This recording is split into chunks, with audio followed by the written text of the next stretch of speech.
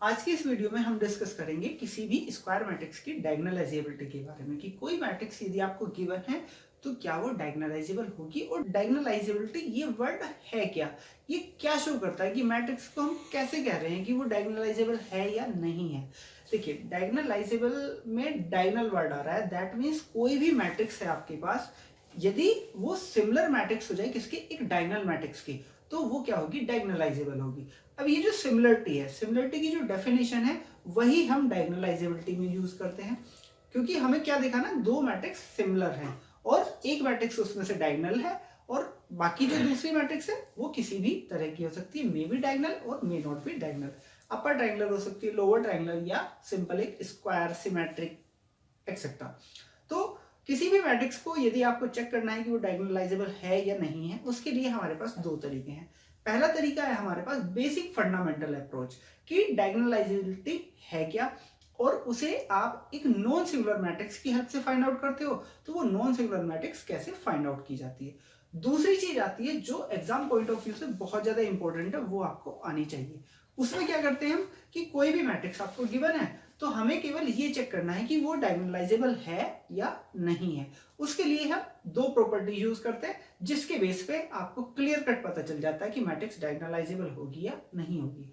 मैं आपको इस लेक्चर में दोनों की दोनों चीजें सिखाऊंगा कि बेसिक फंडामेंटल भी, कि आप वो नॉन सिंगुलर मैट्रिक्स जिसकी हम बात कर रहे हैं वो कहां से आ रही है, और यदि सेकंड वाले पार्ट की हम बात करें कि केवल हमें डायगोनलाइजेबल है या नहीं है, केवल ये चेक करना है, तो वो आप किस तरह से कर सकते हैं। तो सबसे पहले हम बात करते हैं डेफिनेशन की कि कोई भी स्क्वायर मैट्रिक्स डायगोनलाइजेबल कब कहलाती है। सपोज करिए आपके पास, suppose A is n cross n matrix, then this A is said to be diagonalizable if there exists a non-singular matrix P such that P inverse AP equal to D, where D is a diagonal matrix। Correct. कोई भी आपको A matrix given है और यदि आपको एक non singular matrix P ऐसी मिल जाती है कि P इनवर्स AP किसके इक्वल हो जाए, D के, और D क्या है, डायगोनल मैट्रिक्स, तो A क्या हो जाती है, डायगोनलाइजेबल कहलाती है। अब यहाँ पे A मुझे पता है, D भी मुझे पता चल जाएगी यदि डायगोनलाइजेबल होगी। अब डिपेंडेंसी किस पे है, केवल P पे। यदि आपने P फाइंड आउट कर ली तो आपका सॉल्यूशन मिल जाएगा, आपको पता चल जाएगा A डायगोनलाइजेबल है या नहीं है। अब ये जो P मैट्रिक्स है, इस मैट्रिक्स को आप बोलते हैं मॉडल मैट्रिक्स, मॉडल मैट्रिक्स। तो नेक्स्ट में हम कभी भी बात करेंगे तो मॉडल मैट्रिक्स की बात करेंगे, और मॉडल मैट्रिक्स हम डायगोनलाइजेशन के लिए यूज करते हैं। ये डेफिनेशन सिमिलरिटी की भी है कि यदि दो मैट्रिक्स हैं और वो आपस में सिमिलर हैं तो वहां पे एक नॉन सिंगुलर मैट्रिक्स एग्जिस्ट करती है such that P inverse AP equal to D। तो मैंने यही कहा था कि कोई भी स्क्वायर मैट्रिक्स यदि सिमिलर हो जाए किसके, डायगोनल मैट्रिक्स की, तो वो डायगोनलाइजेबल होगी। अब मेरा काम यहाँ पे क्या है, इस P को फाइंड आउट करना। तो ये P कैसे फाइंड आउट करेंगे इस लेक्चर में हम ये सीखेंगे। सेकेंड केस है कि जैसे ये तो हो गई A n क्रॉस n की स्क्वायर मैट्रिक्स। अब यदि इसी के पैरेलल मुझे एक लीनियर ऑपरेटर दे वो T from V to V। अब आपको बताया कि कोई भी यदि लीनियर ऑपरेटर गिवन है, उसकी एक बेसिस यदि वो मुझे गिवन करे तो मैं उसकी क्या कर सकता हूं, मैट्रिक्स रिप्रेजेंटेशन निकाल सकता हूं। तो वो क्या कहता है कि T from V to V is said to be diagonalizable if there exist a basis S equal to U1 U2 dot dot UN such that matrix representation of T equal to A, ये हमने कह दिया, is diagonal matrix, is a diagonal matrix, then T is diagonalizable, diagonalizable. ठीक है, तो जैसे हम किसी भी मैट्रिक्स के लिए करेंगे वैसे ही हम किसी भी लीनियर ऑपरेटर के लिए भी कर सकते हैं। बस हमें करना क्या है, वहां पे हमें एक बेसिस ढूंढनी है, और ये बेसिस कैसे मिलेगी, यहाँ पे हमें बेसिस ढूंढनी है, यहाँ पे हमें पी ढूंढना है। ठीक है, यहाँ पे ये चीजें याद रखिए। यहाँ यदि आपको मैट्रिक्स गिवन है तो आपको पी ढूंढना है, मॉडल मैट्रिक्स, और यदि आपको लीनियर ऑपरेटर की डायगोनलाइजेबिलिटी चेक करनी है तो आपको एक बेसिस ढूंढनी है जिसके अंदर कितने वेक्टर्स हो, n वेक्टर्स हो। अब ये तो हो गई बेसिक डेफिनेशन वाली बात कि डायगोनलाइजेबिलिटी को आप किस तरह से डिफाइन करते हैं with the help of similarity. अब बात आती है कि डायगोनलाइजेबिलिटी कैसे फाइंड आउट करोगे, आपकी कोई मैट्रिक्स डायगोनलाइजेबल है या नहीं, उसके लिए आपको किन चीजों की रिक्वायरमेंट होगी। तो स्टार्ट करेंगे अब हम डायगोनलाइजेशन।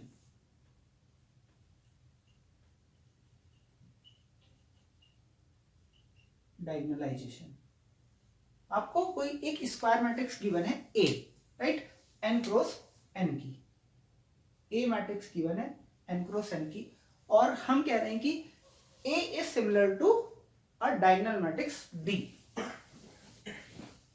A is similar to a diagonal matrix D। इसके अंदर क्या है, डायगोनल एलिमेंट है K1 K2 dot dot Kn। If and only if there exists a basis S containing vectors u1 u2 dot dot un such that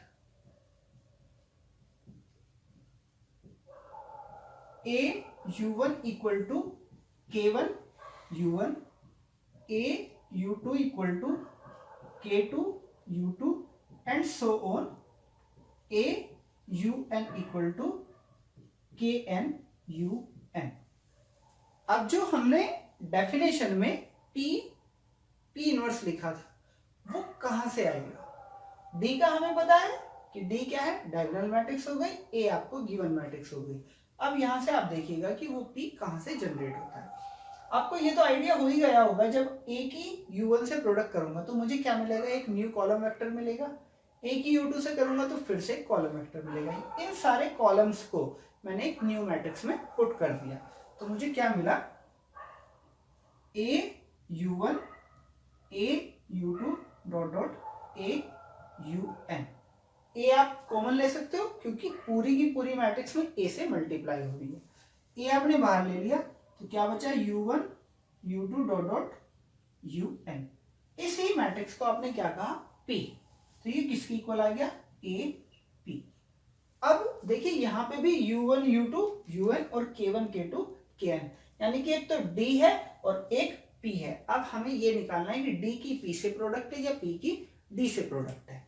तो हम यहाँ पे इधर की तरफ करके देखते हैं P और D।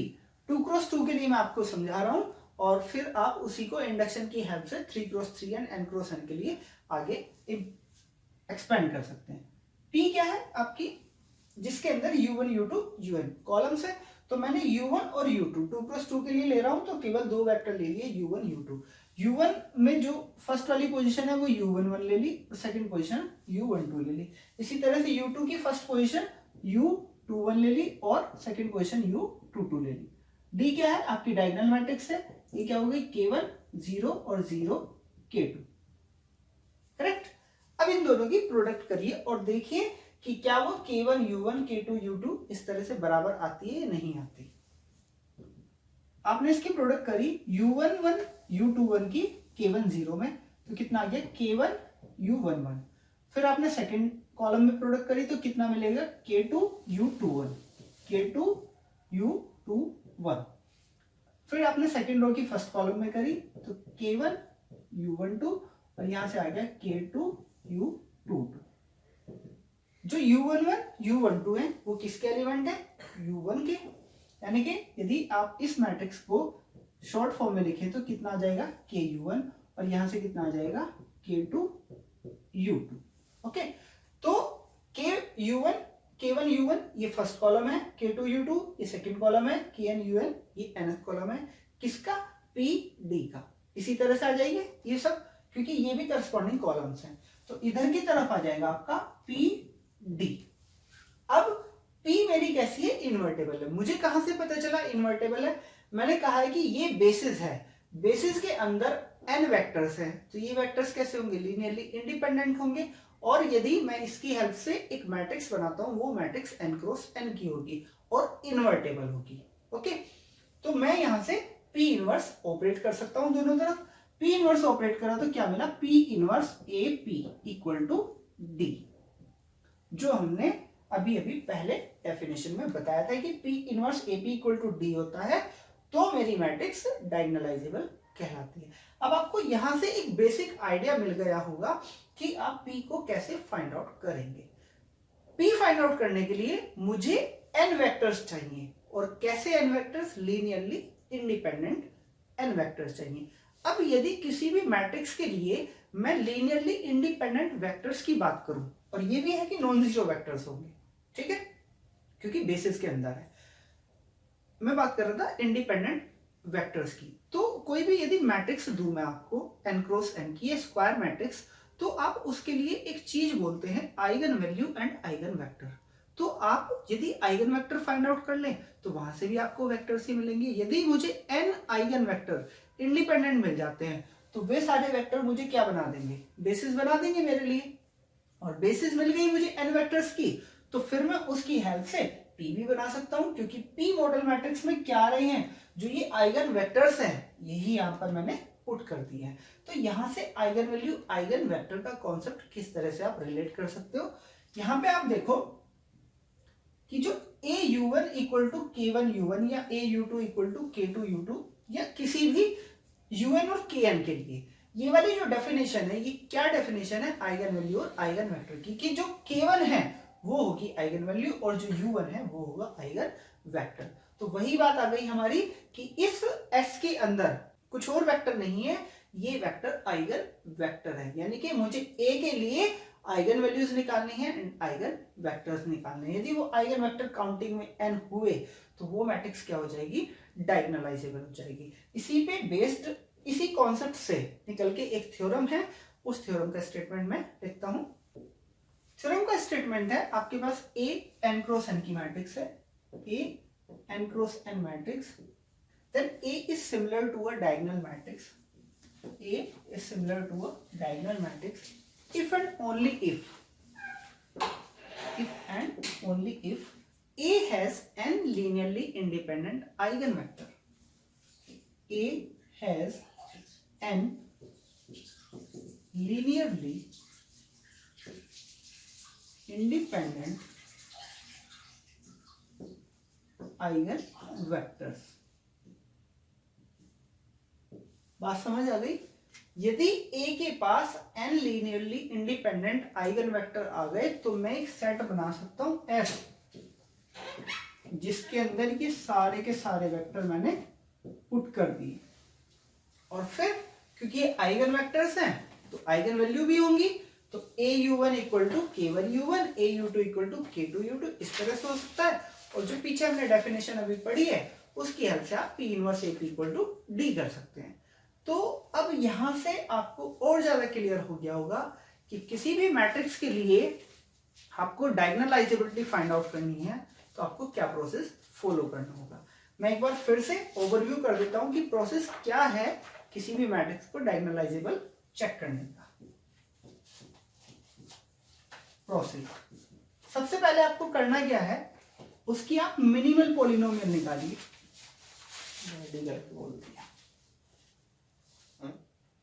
वर्ड ही गलत बोल दिया। सबसे पहले आप क्या करिए, उसकी कैरेक्टरिस्टिक पॉलिनोमियल निकालिए, डेल्टा टी। सेकेंड स्टेप में इस डेल्टा टी के सारे रूट फाइंड आउट करिए, फाइंड रूट्स, और ये आपको क्या देंगे, eigen values of A. Eigen value मिल गई। अब मेन स्टेप आता है थर्ड स्टेप इसका इंपॉर्टेंट है। इसमें आप क्या करेंगे, जो भी आइगन वैल्यूज आपको मिली है उसके लिए आपने क्या करा, आइगन स्पेस बना दिया लैम्डा आई के लिए, या आप कहें सॉल्यूशन स्पेस बनाए किसके लिए, a माइनस लैम्डा आई के लिए। ठीक है, जब इस सॉल्यूशन स्पेस के अंदर आप वेक्टर्स चेक करोगे तो उसके अंदर हमें लीनियरली इंडिपेंडेंट वेक्टर चेक करने हैं, ना कि काउंटिंग ऑफ वेक्टर्स। क्योंकि कोई भी वेक्टर यहाँ पे जो भी वेक्टर आएगा इसके अंदर वो किस टाइप का होगा, इसी टाइप का तो होगा, v belongs to Rn such that av equal to lambda v lambda i, इसी तरह का होगा। यानी कि आइगन वेक्टर्स आएंगे, और आइगन वेक्टर का कोई भी स्केलर मल्टीपल लूं तो वो भी क्या होता है, आइगन वेक्टर होता है। यानी कि इसके अंदर बहुत सारे वेक्टर मिल जाएंगे आपको, बट हमारा इंटरेस्ट बहुत सारे वेक्टर्स में नहीं है, जो वेक्टर्स लीनियरली इंडिपेंडेंट होंगे उनमें है। उसके लिए आपको पता है क्या करते हैं आप, जब a माइनस लैम्डा आई की आप रैंक निकालते हैं, इसमें जो फ्री वेरिएबल मिलते हैं वही क्या हो जाती है, उसकी डायमेंशन हो जाती है, यानी कि उतने ही वेक्टर आपको लीनियरली इंडिपेंडेंट मिलेंगे।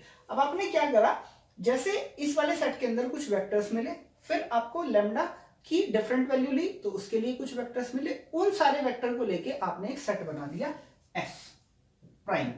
इसके अंदर क्या करा आपने, v1 v2 एंड vk, ये सारे के सारे आइगन वेक्टर पुट कर लिए, किसके लिए, ईच लैम्डा आई के लिए, जो जो आइगन वैल्यूज थे सबके लिए आइगन वेक्टर फाइंड आउट करें और S प्राइम में रख लिए। अब यहां से हमें क्या चेक करना है, दो कंडीशन हो सकती है, ये जो k है वो n के इक्वल हो सकता है, और दूसरे केस में k n के इक्वल नहीं हो सकता। जब k n के इक्वल हो गया यानी कि मुझे n वेक्टर्स मिल गए, n आइगन वेक्टर मिल गए, तो ये क्या इंप्लाई करेगा, a इज डायगोनलाइजेबल, और यदि k इक्वल टू n नहीं हुआ तो ये क्या इंप्लाई करेगा, a is not diagonalisable, right.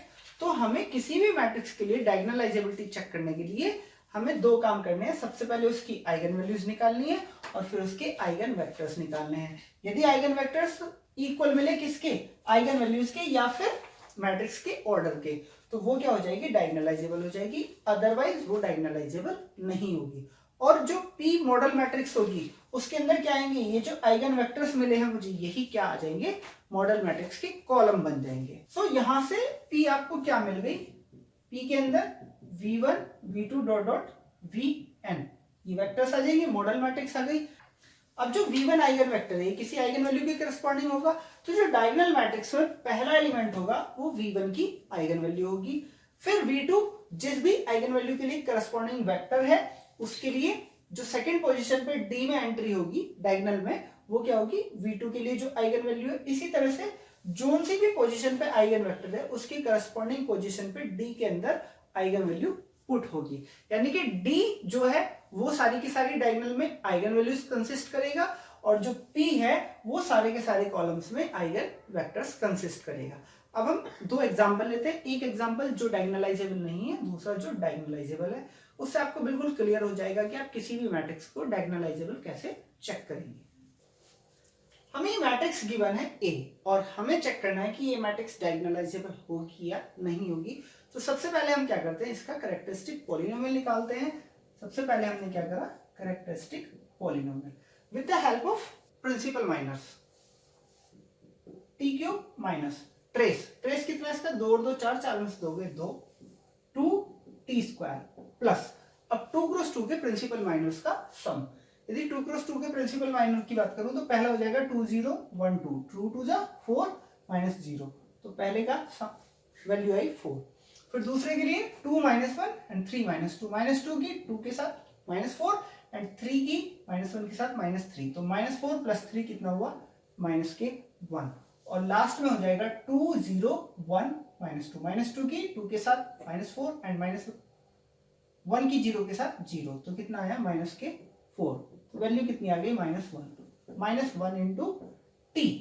And finally हमें करना क्या है, इसका डिटर्मिनेंट। डिटर्मिनेंट निकालेंगे, फर्स्ट वाली रो की करस्पॉन्डिंग एक्सपेंड कर दीजिए, केवल 2 के लिए वो वैल्यू रखेगा, तो डिटर्मिनेंट है equal to 2 into minus 2 into 2 minus के 4 एंड 3 की 1 के साथ माइनस प्लस 3 हो जाएगा, तो कितना आ गया, माइनस 4 प्लस 3 माइनस 1 माइनस के 2, यानी कि ये हो गया प्लस 2।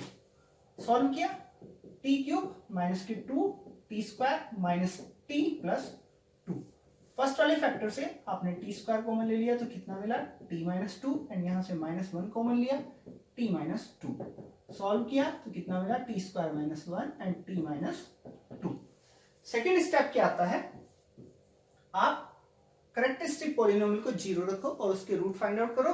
जब आप इसे 0 पुट करेंगे तो t की वैल्यू मिल जाएगी, एक तो आपको और टी स्क्वायर माइनस 1 को 0 पुट करेंगे तो वैल्यू 2 मिलेंगे आपको, 1 माइनस 1। 3 वैल्यू मिल गई आपको। ये क्या है? Eigen value. अब इन आइगन वैल्यू के लिए आपको क्या करना है? आइगन वेक्टर निकालने। थर्ड स्टेप है, आपको अब करना है ई लैम्डा, ये निकालना है, और इसके अंदर कितने आइगन वेक्टर लीनियरली इंडिपेंडेंट होंगे। क्योंकि आइगन वैल्यू आपकी कैसी है? नॉन रिपीटेड है, तो इसके लिए मुझे केवल एक एक आइगन वेक्टर मिलेगा। क्यों मिलेगा? ये मैंने आपको पहले ही बताया कि यदि A V equal to lambda V है तो लैम्डा आइगन वैल्यू होती है और वी आपका नॉन जीरो आइगन वेक्टर होता है। और जब लैम्डा आपको केवल एक ही दिया है तो एक आइगन वेक्टर तो एग्जिस्ट करेगा जरूर, ठीक है। और सारे के सारे उसके स्केलर मल्टीपल होंगे बहुत सारे आइगन वेक्टर, बट और सारे उसके स्केलर मल्टीपल होंगे। यहां से हम चेक करें तो सबसे पहले हम फाइंड आउट करते हैं t इक्वल टू 2 के लिए। तो हमें करना क्या है? a minus 2i v equal to 0। इसे सॉल्व करना है। a माइनस 2i करते हो तो a में से आप 2 माइनस करिए, डायगोनल में क्या होगा? मैट्रिक्स क्या कन्वर्ट हो जाएगी? 2 minus 2 0 0 0 and 1 0 minus 1 and 1 3 minus 2 and minus 2 minus 4। यहां पे आपने v वेक्टर लिख दिया, मान लीजिए x y z equal to 0 0 0, right. यदि इस मैट्रिक्स को देखो आप तो इस मैट्रिक्स की रैंक कितनी है? 2 है। और इसमें फ्री वेरिएबल यदि आपको चेक करना है तो आपको क्या करना होगा? इसे इक्लोन फॉर्म में कन्वर्ट करना होगा। इक्लोन फॉर्म में कन्वर्ट करने के लिए हम करते क्या है? जो सबसे पहले फर्स्ट पोजीशन पे नॉन जीरो एंट्री होनी चाहिए, और यदि वो 1 हो तो और ज्यादा बेहतर है। तो आप क्या करो? सेकेंड रो को फर्स्ट से चेंज कर दीजिए। इस मैट्रिक्स को इक्विवेलेंट फॉर्म में कन्वर्ट करने के लिए 1 0 माइनस 1, फिर आपने करा 0 0 0 एंड 1 3 माइनस 4। कन्वर्ट करिए इक्विवेलेंट फॉर्म में तो 1 0 माइनस 1, 1 के नीचे 0 ऑलरेडी है तो इस वाली रो में आपको कुछ नहीं करना। लास्ट वाली रो में 1 है तो 1 को 0 करने के लिए आप इसे डायरेक्ट माइनस कर दीजिए। कितना होगा? 1 minus 1 0, 3 minus 0 3 and minus 4 minus 1, ये हो जाएगा माइनस के 3, ठीक है। अब क्या करना है आपको? सेकंड वाली रो में देखना है कि कोई नॉन जीरो एंट्री है या नहीं है। क्योंकि नॉन जीरो एंट्री नहीं है यानी कि पूरी कंप्लीट रो जीरो है, तो आप इसे थर्ड वाली रो के इंटरचेंज करेंगे, क्योंकि थर्ड वाली रो मेरी कैसी है? Non zero. तो ये क्या हो जाएगा? 1 0 माइनस 1 एंड 0 3 माइनस 3 0 0 0। जो आपकी सेकंड वाली रो है, क्योंकि उसमें 3 है दोनों एंट्री में, तो 3 से आप इसे डिवाइड कर सकते हैं। तो ये क्या हो जाएगी? 1 एंड माइनस 1। अब देख लीजिए ये इक्विवेलेंट फॉर्म में है या नहीं है। सारी की सारी जीरो रो नीचे की तरफ होनी चाहिए, और जो पाइवोट है वो राइट में होना चाहिए प्रीवियस वाले के। एक यहाँ पर है, एक यहाँ पर है, तो पाइवोट मेरे 1 एंड 1, एक्स और वाई के लिए पाइवोट मिल गए। जेड कैसा हो गया? Free variable. केवल एक फ्री वेरिएबल है, तो जो E2 निकालूंगा मैं, इसके अंदर जो मेरे वेक्टर होंगे उसके अंदर केवल एक लीनियरली इंडिपेंडेंट आइगन वेक्टर मिलेगा, उसे आपने बोल रखा है v। तो v इक्वल टू क्या जाना है? इसे आप सॉल्व कर लीजिए। क्या होगा? x minus Z equal to 0, और सेकेंड वाली इक्वेशन से y minus Z equal to 0। z is free variable, z को आपने वैल्यू दी 1, z इक्वल टू आपने किया 1, तो y इक्वल टू भी क्या हो गया? 1 यहां से, और यहां से x इक्वल टू z, तो ये भी क्या हो गया? 1। तो आपको मिल गया एक 1 1 1 आइगन वेक्टर मिल गया, राइट। अब यदि आपको कुछ ध्यान आ रहा हो, 1 1 1 आइगन वेक्टर है और आइगन वैल्यू क्या है? 2। तो मैंने एक चीज बताई थी, 1 1 1 आइगन वेक्टर तब होता है जब किसी भी मैट्रिक्स की रोज का सम या कॉलम का सम 1 हो। आप देखिए इसकी जो रोज है उनका सम कितना है? 2, 1 से 1 कैंसिल, 2 एंड 3 प्लस 1 4, 4 माइनस 2 2। इसकी एक आइगन वैल्यू तो आपको देखते ही पता चल रही है, और ये वाली आइगन वैल्यू के लिए आइगन वेक्टर भी आपको देखते ही पता चल जाना चाहिए, 1 1 1 होगा, ठीक है। अब हम बात करते हैं 1 के लिए और माइनस 1 के लिए। अब लैम्डा इक्वल टू 1 के लिए बात कर रहे हैं हम, तो हमें क्या करना है? a minus lambda I v2 equal to 0। Simply हम a माइनस लैम्डा आई की रैंक फटाफट निकाल लेते हैं। तो a माइनस लैम्डा आई क्या हो जाएगा? डायगोनल में से 1 माइनस कर देना, तो 1 0 0, यहाँ पे आ जाएगा 1 1 minus 1 and 1 3 minus 3। Okay, solve करेंगे। इस वाले 1 की हेल्प से 0 बनाइए नीचे, कितना आ जाएगा? 1 0 0, 1 minus 1 0, 1 minus 0 1 and minus 1 0 minus 1, 1 minus 1 0, 3 minus 0 3 and minus 3 -0 -3, right. अब सेकंड रो में सेकंड पोजीशन पे 1 है तो इसके नीचे 0 बनाना है। क्या करना है आपको, 1 0 0 0 1 -1, 3 की मल्टीप्लाई करिए R2 में और R3 में से माइनस कर दीजिए, तो 3 - 3 0 एंड -3 एंड माइनस ऑफ -3, ये भी आ गया आपका 0। फर्स्ट और सेकंड पोजीशन पे आपको पाइवोट मिल गए। थर्ड वाली पोजीशन पे Z के लिए आपको कोई भी पाइवोट एलिमेंट नहीं मिला, तो यहां से क्या होगा, Z फ्री वेरिएबल होगा। फिर से आपने क्या करना है, इससे सिस्टम ऑफ इक्वेशन जनरेट कर देनी है।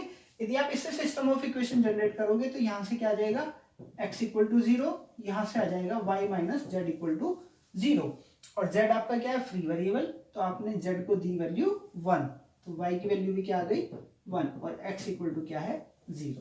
यानी कि आपको जो सेकेंड वेक्टर मिला v2 वो कितना हुआ, x की वैल्यू 0 है, y की 1 एंड z की भी 1, लैम्डा = 1 के लिए। थर्ड में आपको क्या करना है, लैम्डा = -1 के लिए करेंगे, तो यहीं पे चेंज कर देता हूं 1 और यहां हो गया 3।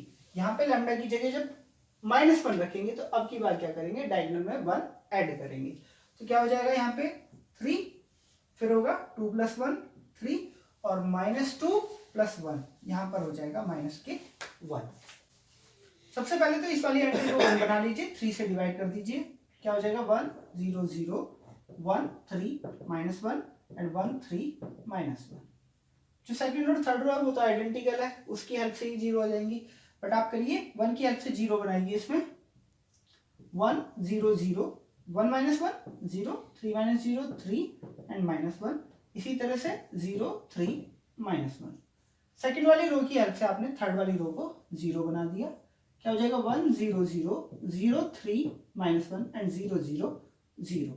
फिर से आपको क्या मिला, x के लिए पाइवोट, y के लिए पाइवोट और z के लिए कोई भी पाइवोट नहीं है, तो z क्या हो गया, फ्री वेरिएबल। इक्वेशन में कन्वर्ट करा तो x = क्या आया 0 एंड 3y - z = 0। अब यहाँ पे मुझे क्या करना है, z की वैल्यू लेनी है। मैंने आपको बताया था z की वैल्यू आप कुछ भी कंसीडर कर सकते हैं नॉन जीरो, बट ऐसे ही कंसीडर करिए जिससे y और x की वैल्यू, आपकी जो भी डिपेंडेंट वेरिएबल है उनकी वैल्यू कैसी है, एग्जैक्ट आ जाए। तो यदि मैं z की वैल्यू 1 रखता हूं तो y की वैल्यू 1/3 आएगी, तो इसीलिए मैंने z की वैल्यू ले ली 3। जब 3 वैल्यू ली तो y की वैल्यू क्या मिली 1, और x तो मुझे 0 मिला हुआ ही है, तो वैल्यू क्या मिल गई 0 1 3।